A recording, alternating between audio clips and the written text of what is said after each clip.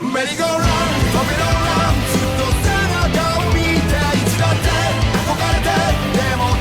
last week I made a video talking about the My Hero Academia Season 5 Class 1A versus Class 1B arc, and I also recorded stuff about the My Villain Academia arc and the Endeavor Agency arc. I'm re-recording the Endeavor Agency arc and my Villain Academia arc because I didn't really make enough content for that specifically. So I'm going to experiment a little bit in this video. I'm going to split this video up into 3 sections.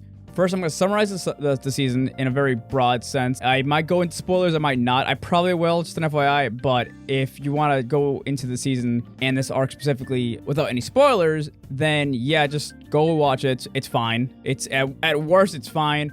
At best, it's actually pretty good. And then I'm going to talk about things I really liked, and then I'm going to talk about things I didn't like. Mainly, the entire arc follows Todoroki, Bakugo, and Deku interning and training with Endeavor.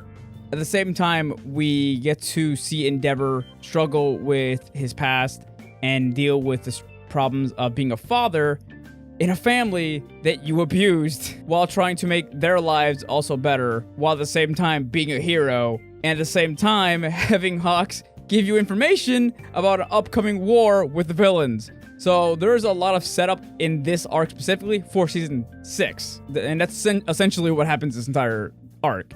Is mostly training with the kids, seeing them progress, small character moments with each character, and mainly focusing on the Todorokis and their drama and how they progress in their relationships. So I'm gonna get into the stuff I like about the season right now. I really like how they show, on one hand, Endeavor's struggle with the shit he's done and his struggles with his family, while at the same time not really undermining the kids in their trauma and their pain through being essentially, one, ignored by their father, Natsuo, and I forgot Todoroki's sister's name.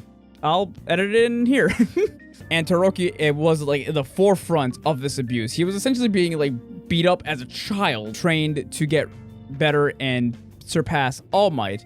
But Endeavor did not go easy on him. And I feel like all the kids have the right to be angry at their father.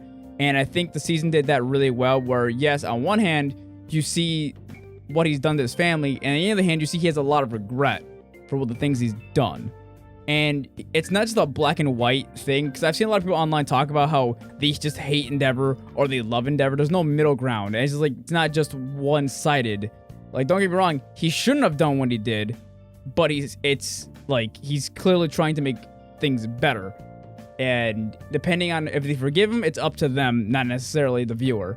Now, if you ask me, I think Endeavor is a very well-written character. I think they're doing a really good job with him. I think he's one of the more layered and interesting characters in the show. I also like on this season, there's a lot of small character moments for Todoroki and Bakugo. Bakugo specifically, throughout the entire show, has subtly been developing in the background, and there's a lot of moments where he's talking where you notice his dialogue is actually different than it would be at the very beginning of the show.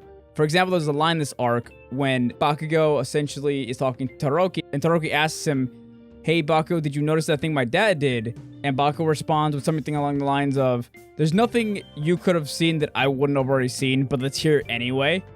And Bakugo at the very beginning of the show would have been like, "Shut up, I don't want to talk to you," or so. He would have said something just rude and just shut him down.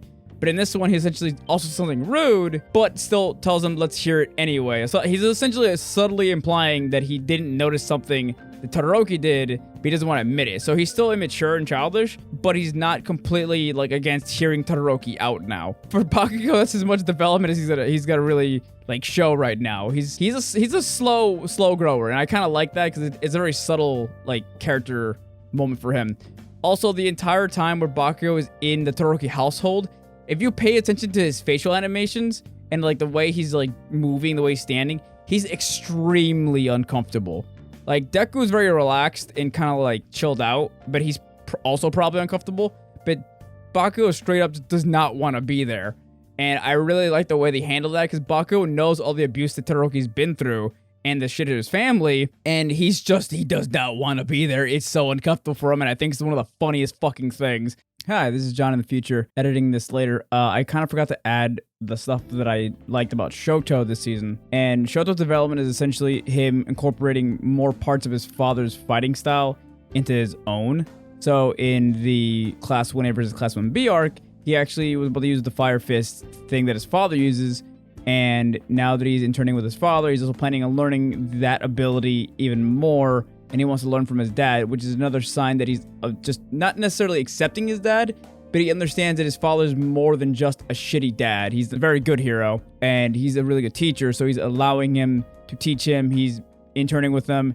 He is confronting him about certain problems here and there when he needs to, like in front of his friends, in front of his entire agency, for example. And he is fine with voicing his concerns about his father with his family. He's trying to, and he's definitely a lot more accepting, especially near the end where Endeavor hugs and talks to Natsuo about what's going on. And I think that really affects Shoto. Shoto's character development is not like up front. He's very quiet and reserved. So when something to him starts to change him a little bit, it's very slow. He has less like obvious development than Bakugo, because this Bakugo has his dialogue. Shoto never really changes emotionally like in his face or the way he talks. It's more of the things he does for Shoto. So Bakugo's more verbal. The things he says are the things that shows him that he's developing. And for Shoto, it's the things he does. Shoto's more action, while Bakugo is more verbal when it comes to their development overall. I also really like how Endeavor is shown to be a pretty decent teacher. There's a scene at the very beginning of the arc where he asks the kids, "What are you here to learn?" Deku goes into a long rant of what he's trying to learn, and Endeavor takes the information, absorbs it, and basically spits it back out in a much easier to understand sentence. He just summarizes it really easily. And all the people in the room were like, holy shit, he understood what he's saying? My god. And Endeavor in this moment relates to Deku in a really subtle way, where he's like, you have problems with your core because it hurts you. I can relate to that. And he's he's okay with the kid. He doesn't make him feel bad about talking too much or anything like that. He just straight up says, yeah, I get it. Cool. I'll help you out. And throughout this show, he kind of just helps all three of them out in their own different way, because he pinpoints the problem and continues to help them as he goes along. I guess I'll talk about things I didn't like very much about the arc itself. First thing I started noticing was I think that the Class 1A versus Class 1B arc took up a lot of the funding for this season, because a lot of the scenes I noticed were kind of less high quality animated than in past seasons. And this also drags into the My Villain Academia arc a lot more, I've noticed. But it's in this one, you start seeing a lot more still frames and a lot more far away shots while people are talking, and a lot more just barely any movement. There's just a lot of cost cutting going on in this season that I noticed. And the only reason I mention it is because I was watching it, I just noticed it when I was watching it the first time. And it wasn't something I noticed halfway through or when I rewatched it. It was something I noticed right away. And that's the only reason I bring it up, because it was wow, okay, this is getting a little cheaper now, My Hero Academia. It was kind of weird. And I know this arc was mainly focused for character development, but I wouldn't mind a little more action. Give moments where Endeavor is giving them a little more advice, just small things, and not really crazy. And again, I'm just kind of nitpicking for this part. Now for the bigger thing I didn't really like. At the very end of the arc, they brought in the concept of heroes don't kill because it's not very heroic. When a villain kidnaps Natsuo and Endeavor has to save him, and the villain straight up says, I know it's not something that heroes do. They don't like killing because it's not very heroic. I don't really like the idea of heroes not killing villains when you've seen heroes straight up try to in the show. People don't bring this up, but All Might straight up try to kill All For One. That's why All For One's top part of his head is gone, because All Might punched it off basically. And the fact that he tried to blow his head off again with the United States of Smash, and the fact that characters like Stain were kicked and punched and then lit on fire. And it's I know that My Hero characters are a lot tougher than humans in our world, but it's still really kind of are you sure you guys don't kill, or are you just kind of bullshitting here? And then there's the Nomus that are considered supposedly non-entities because they're dead, but not really, because they're experimented humans corpses that are kind of brought back to life and given, some of them are given consciousness, some of them are not, depending on their strength level. The Nomu that Endeavor killed, for example, straight up like was getting smarter as he kept fighting. They're like, oh no, it's fine, it's Nomu. It's not really alive. It's kind of really silly. And I feel like that whole non-killing thing is gonna get broken at some point. Or just something, because it's like, what are you gonna do when a character like Nomu's keeps showing up? What if an actual villain gets quirks that are so destructive you have to kill them? Like, come on. Like, I feel like that's kind of silly.